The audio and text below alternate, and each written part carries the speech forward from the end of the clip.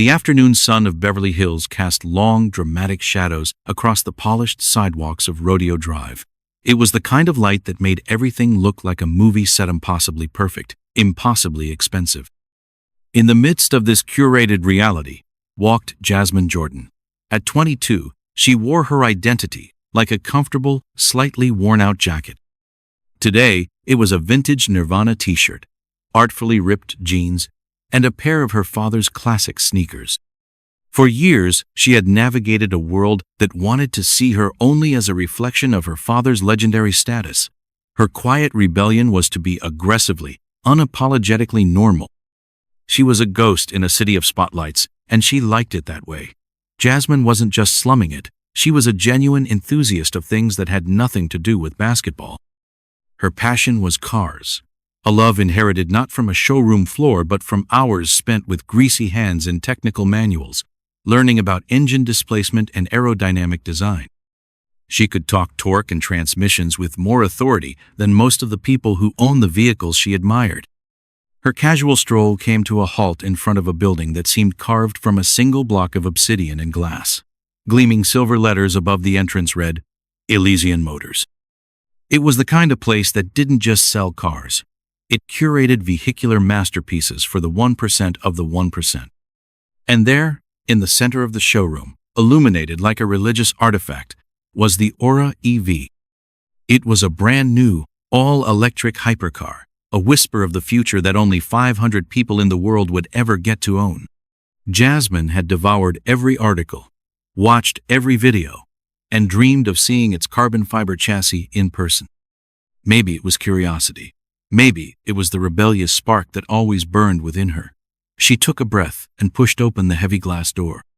The silence inside was immediate and profound, the air chilled to a precise temperature and scented with a subtle mix of Italian leather and cold, hard cash. The cars sat on polished white platforms, silent gods in a temple of wealth. Jasmine's eyes, wide with genuine awe, drank in the sight. And then she was intercepted. A woman glided towards her, her movements as sharp and precise as the cut of her Chanel suit. She was tall, impossibly thin, with a blonde bob so perfect it looked like it was spun from glass. Her name tag read, Madison. Her smile was a work of art, beautiful and utterly devoid of warmth. "May I help you?" Madison's voice was smooth, but her eyes did a quick, brutal scan from the faded t-shirt to the ripped jeans and finally to the worn sneakers. The appraisal took less than a second. The verdict was clear. Jasmine smiled back, undeterred. "Hi, I was just hoping to see the Aura EV. I've been following its development, and it's incredible." Madison's smile tightened by a millimeter. "I see," she said, the two words carrying the weight of 1,000 judgments. "The Aura is reserved for viewing by our most serious clientele. We operate on an appointment-only basis for our premier models to ensure discretion." "Oh, I understand. I'm not here to be a bother. I just love cars and—" "Of course," Madison interrupted, her tone dripping with condescending sweetness. "We get many admirers." The way she said the word made it sound like an insult. "Perhaps one of the more accessible dealerships on Wilshire would have something more suited to your interests. They have some lovely models for the public to view." The Humiliation was a physical blow, sharp and stinging. Jasmine felt her face flush. For a moment, she wasn't the daughter of a global icon.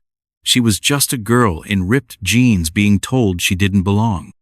The excitement that had propelled her through the door evaporated, leaving a cold, hollow feeling in its place. In the background, a young valet named Leo, who was polishing a nearby Bentley, caught her eye. He looked down quickly, his expression a mixture of pity and embarrassment. He knew what had just happened. Everyone knew. Jasmine straightened her back, a flicker of her father's famous defiance in her eyes. "Thank you for your time," she said, her voice quiet but steady. She turned and walked out, the heavy door closing behind her with a soft, final thud. The Beverly Hills sun now felt harsh and mocking. She had been made to feel invisible, and for the first time in her life, she hated it. The chic, minimalist design of Jasmine's Westwood apartment usually felt like a sanctuary. But today, it felt like a cage. The encounter at Elysian Motors had burrowed under her skin. It wasn't just the snobbery. It was the casual cruelty of it, the easy assumption that her appearance defined her worth. It was a painful reminder that even when she tried to escape her father's name, the world found other, cruder ways to measure her. Her phone buzzed, displaying the one name that could always break through her carefully constructed walls: Dad. She let it ring twice before answering, forcing a brightness into her voice she didn't feel. "Hey, Dad." "Jazzy." Michael Jordan's voice boomed through the phone, warm and familiar. "Just checking in. How's my favorite daughter?" "I'm your only daughter," she replied, the practiced retort coming out flat. There was a pause. He had always been able to read her voice like a playbook. "What's wrong? You sound off." "It's nothing, Dad. Just a long day." "Jasmine," he said, his tone shifting from paternal warmth to focused intensity. "I know you. Talk to me." A sigh escaped her lips. The forced smile crumbled. She recounted the story, trying to make it sound trivial, a silly anecdote about a snobby saleswoman. But as she spoke, the knot of humiliation in her chest tightened, and her voice wavered. "She looked at me like I was dirt on her shoe, Dad.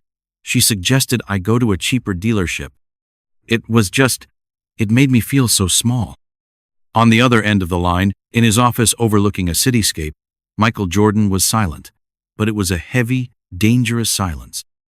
His jaw was clenched, his relaxed posture gone, replaced by the rigid focus of a competitor in the final seconds of a championship game.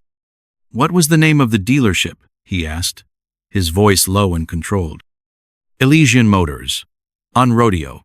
The saleswoman's name was Madison.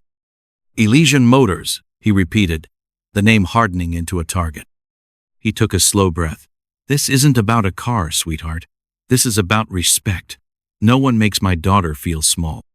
"It's okay, Dad, really. I don't want you to."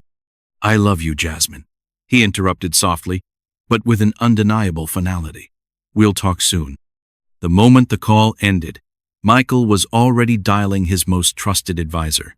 Marcus was a sharp, impeccably dressed man whose loyalty was matched only by his efficiency. "Marcus," Michael said, dispensing with pleasantries, "I have a new project for you. Elysian Motors, Beverly Hills. I want to know everything.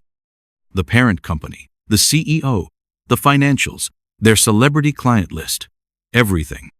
"Understood, MJ," Marcus replied, already typing on his keyboard.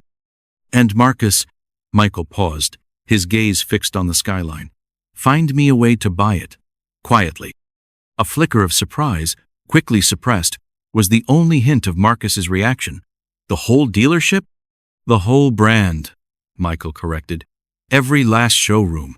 And I want the Beverly Hills branch to be the first to know." Marcus allowed a small smile. "Consider it done." For the next 3 days, a silent corporate war was waged from Michael's headquarters. Marcus moved with surgical precision, creating a shell corporation in Delaware, routing funds through an investment front in Switzerland, and engaging a team of lawyers who specialized in hostile acquisitions. The CEO of Elysian Motors' parent conglomerate, a European luxury group, had no idea that the anonymous consortium expressing interest in a buyout was, in fact, a singular force of nature with a very personal motivation. Meanwhile, in Beverly Hills, Jasmine received a delivery. It was a thick, cream-colored envelope, her name written across the front in elegant, hand-scribed calligraphy. She opened it to find a heavy cardstock invitation. Elysian Motors cordially invites Ms. Jasmine Jordan to an exclusive private unveiling and celebration. Friday at 7 p.m., formal attire. Jasmine stared at the invitation, a slow smile spreading across her face. It was audacious. It was dramatic. It was so completely her father. A thrill, mixed with a healthy dose of apprehension, ran through her. She walked to her closet, bypassing the jeans and t-shirts, and pulled out a dress she had bought for a gala but never worn, a stunning, deep emerald silk gown. It was simple, elegant, and powerful. If she had to walk back into that lion's den, she would do it on her own terms. The night of the event, Elysian Motors was unrecognizable. The usual cold, minimalist aesthetic had been replaced with an atmosphere of opulent celebration. A red carpet stretched down the sidewalk, flanked by velvet ropes. Inside, crystal chandeliers dripped light onto a crowd of A-list celebrities, tech billionaires, and international royalty. A string quartet played softly in a corner, and waiters moved silently through the throng, balancing trays of champagne and caviar. At the center of it all was Madison. She was a vision in a silver sequined gown, her posture radiating a triumphant arrogance. This was her kingdom. She moved from one powerful guest to another, her laughter tinkling, her hand resting for a moment on the arm of a famous actor, her head tilted as she listened to a tech mogul. She was the gatekeeper, the confidant, the curator of this exclusive world. She felt invincible. Leo, the young valet, was now dressed in a crisp tuxedo, parking a seemingly endless stream of Lamborghinis and Bugattis. He felt a nervous energy in the air, a tension beneath the glittering surface that he couldn't quite place. His manager had been on edge all day, taking hushed, worried phone calls. At precisely 7:30 p.m., a black Uber pulled up to the curb, a jarringly ordinary vehicle in the parade of hypercars. The door opened, and Jasmine Jordan stepped out. The emerald dress seemed to drink in the light, her simple jewelry and understated makeup a stark contrast to the dripping diamonds and heavy glamour around her.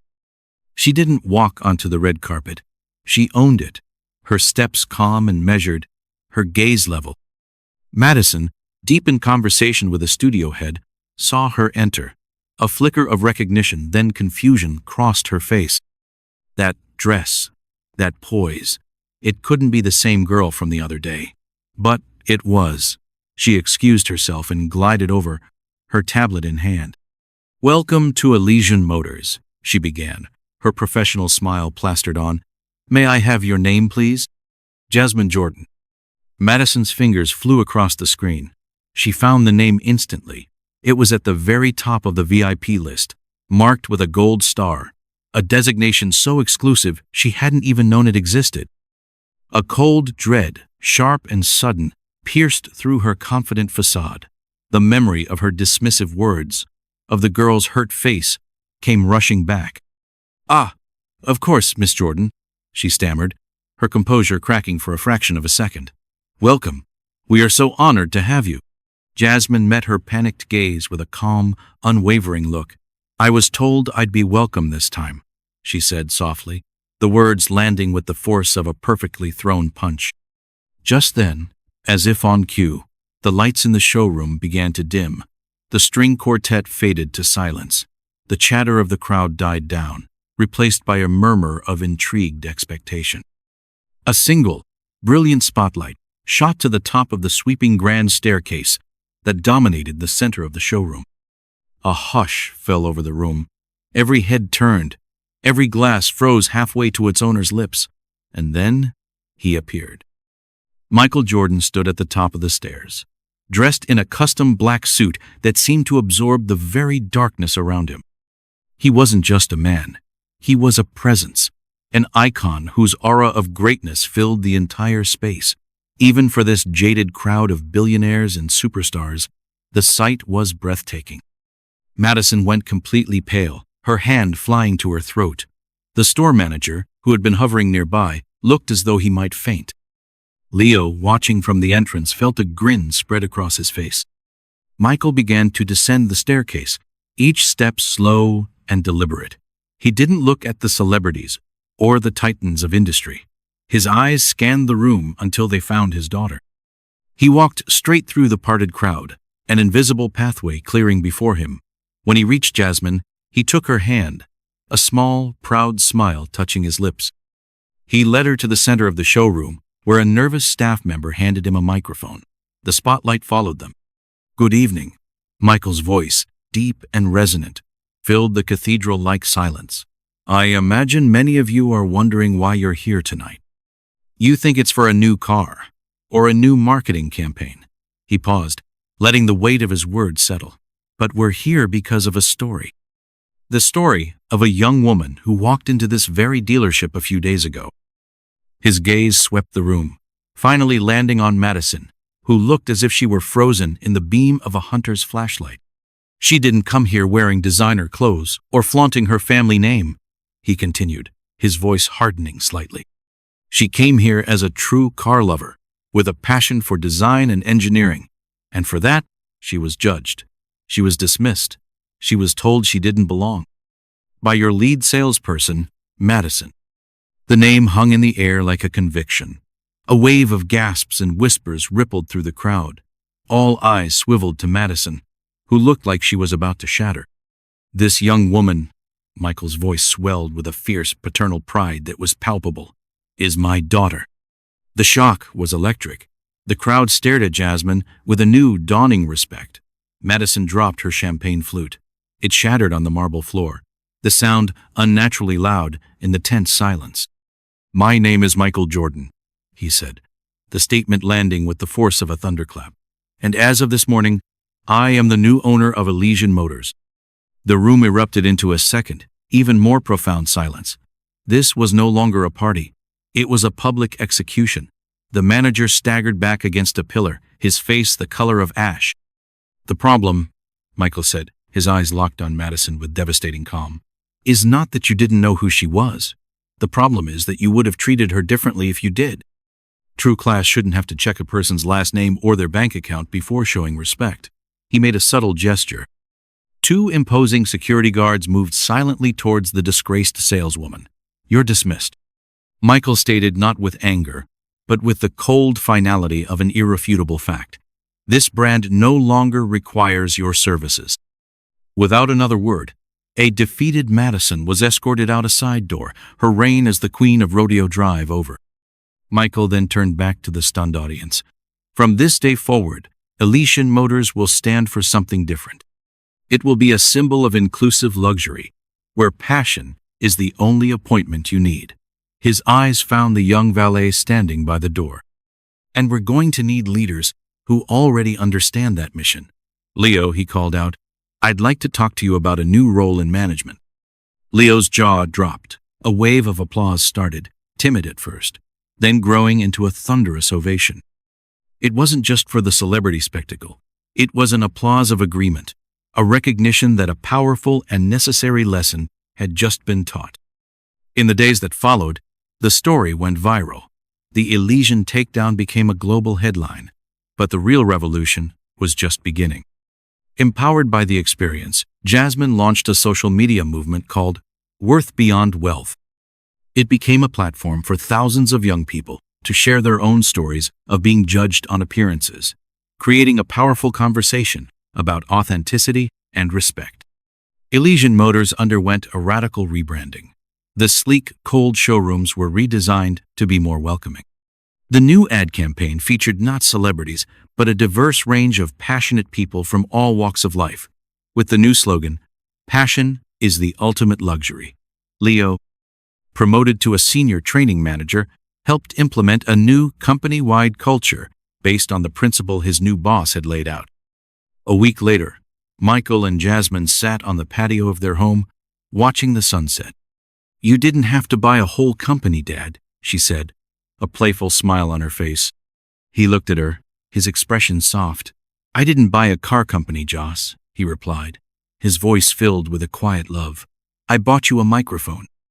And in that moment, Jasmine understood.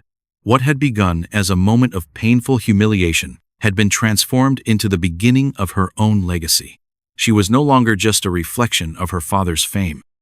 She had found her own voice, and it was about to change the rules of the game.